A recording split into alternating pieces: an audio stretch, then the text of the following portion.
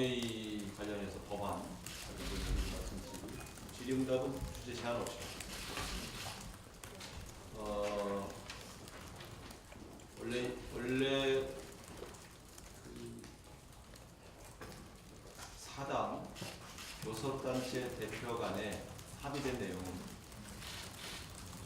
지난번 우리 수석부 대표가 발표했던 것처럼 5개 법안에 대해서는 이번 30일 본회의에서 통과시킨다. 그래서 만약 해당 상임이나 법사위를 사당 원내대표가 합의한 그 법안이 통과되지 않을 경우에는 직권상정한다. 이렇게 합의되어 있었습니다. 그동안 직권상정이라는 표현을 쓰지 않은 이유는 해당 상임위와 법사위의 자율성을 최대한 존중하기 위해서 그런 용어를 쓰지 않았습니다. 이 법안이 통과되지 않을 경우에는 직권상정한다고 하는 합의가 있었다는 점을 먼저 여러분에게 말씀드립니다. 그런데 법사위에서 인수위법과 제조물책임법이 통과되지 않았습니다. 따라서 이 두 개의 법은 오늘 원래 합의대로라면 오늘 법사위를 열어서 합의 처리하든가, 합의 처리가 아니면 직권상정 대상이 되는 것이고, 이 문제에 대해서는 사당 교섭단체 원내대표가 합의하면 직권상정을 해주겠다고 하는 국회의장님의 약속이 있었습니다. 그럼 이 두 개 법안의 쟁점에 대해서 말씀드리겠습니다. 먼저 제일 간단한 제조물책임법 말씀드리면, 제조물책임법은 그동안 우리가 가습기 살균제 문제라든가 여러 가지 기업들이 상품을 판매하면서 그것이 소비자 피해로 왔을 때 이것에 대한 징벌적 손해배상이 없음으로 해서 수없이 많은 소비자가, 심지어 수백 명이 사고에 이름에도 불구하고 기업들이 이에 대한 배상 책임으로부터 자유로웠던 점들을 해결하기 위해서 징벌적 손해배상제를 도입하되, 대신 그 징벌의 범위를 초기에 10배까지 물리도록 했던 것을 3배 정도로 조정해서 기업의 부담을 최소화하면서도 징벌적 손해배상제의 취지를 살리려고 했던 것입니다. 그런데 법사위에서는 이 징벌적 손해배상제의 내용이 기존 민법과 상충되는 측면이 있기 때문에 별도의 소위를 열어서 이 충돌하는 문제를 해결하자, 이런 논리로 잡아놨습니다. 여기 어떤 맹점이 있냐면, 똑같은 내용을 갖고 있는 가맹사업법, 김선동 의원이 대표 발의한 가맹사업법은 통과시켰습니다. 그것도 세대의 징벌적 손해배상이 명문화되어 있는 겁니다. 가맹사업법은 3배의 징벌적 손해배상제의 내용이 있음에도 불구하고 통과시켜놓고, 제조물책임법만 민법과의 형평성을 운운하면서 붙잡아둔 것은 지극히 부당하다 점에서 법사위에서 기존 상임위를 통과했던 법을 통과시키지 않는다면 이건 직권상정해야 됩니다. 이걸 제가 지금 다시 한번 강조드리는 것입니다. 오늘 10시 반에 국회의장 주재의 사당 교섭단체 대표 회동에서 이 문제를 제가 제기할 생각입니다.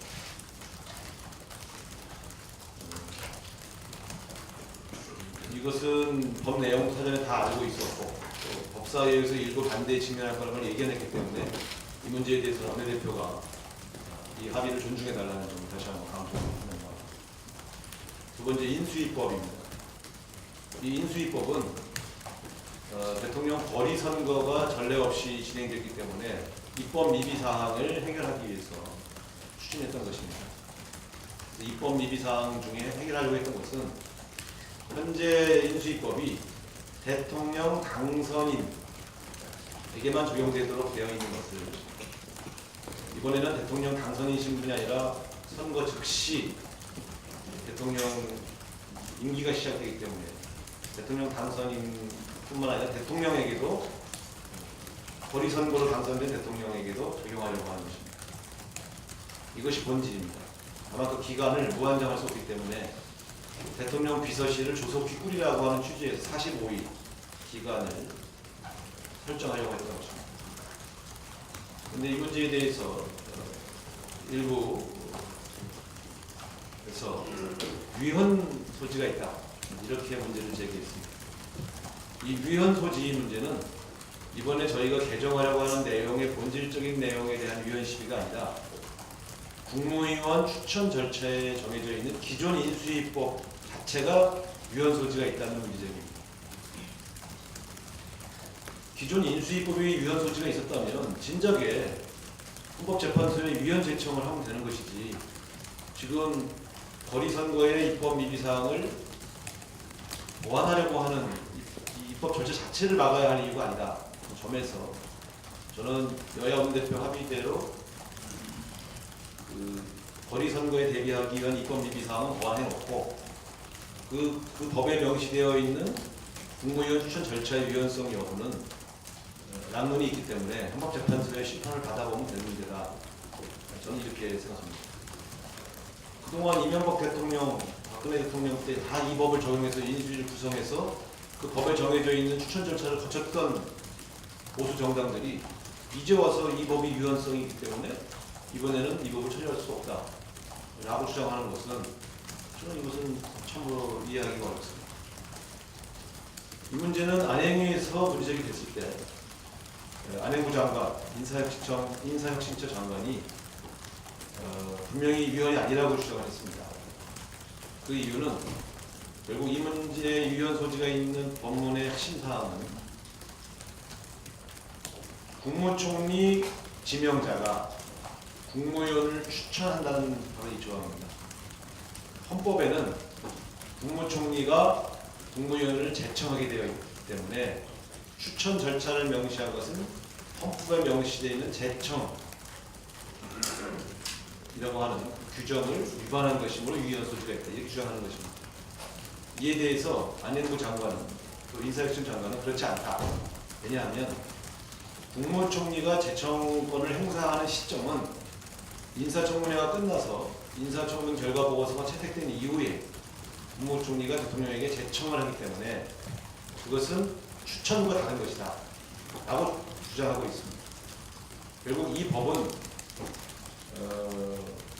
국무총리가 아직 인준이 끝나지 않은 상황에서 과도기에 신속하게 국무위원을 추천하고 국무위원 인사청문회를 신속하게 진행되게 하겠다는 취지에서, 비록 지명자 신분이지만 추천을 하고 신속하게 국무위원 인준청문회를 거치도록 하자는 취지에서 국무총리 지명자의 추천으로 인사청문회가 진행될 수 있도록 하자고 하는 취지가 담겨있는 바로 인수위법입니다.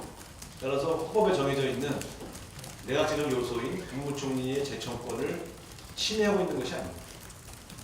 만일 바른정당 주호영 대표가 말씀하신 것처럼 국무총리 지명자가 추천하고 황교안 국무총리, 현역 국무총리가 제청하는 이런 모양을 갖는다는 것은 오히려 더 국무총리 과도기에 국무총리 지명 절차를 늦추어서 오히려 이상한 이중 성격의 권력 동거를 장기화할 가능성이 있다는 점에서 바람직하지 않나, 저는 그렇게 해석하고 있습니다. 그런 점에서 애초에 여야 원내대표가 합의한 대로 인수위법은 거리선거 시 대통령이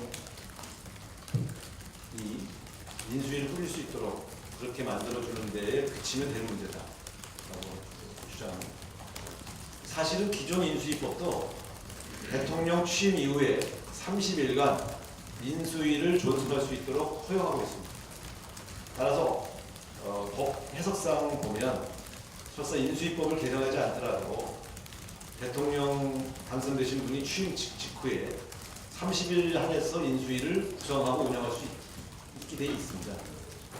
그럼에도 불구하고 대통령 당선인에 관한 법률이라서 대통령 당선인과 대통령이 거리선거로 당선된 대통령이 인수위를 두도록 그렇게 보다 명확하게 하려고 하는 취지인데, 그 취지 자체는 반대하지 않으면서 애꿎은 국무위원 추천 절차의 유연성을 갖고 이 법을 붙잡고 있는 것은 저는 부당하다고 생각합니다. 오늘 10시 반에 이 문제에 대한 협의를 시도해서 원만하게 오늘 본회의를 통과하도록 그렇게 노력할 생각이고, 다른 당 대표들에게도 이 점에 대해서 협조해 주실 것을 다시 한번 촉구드립니다. 질문.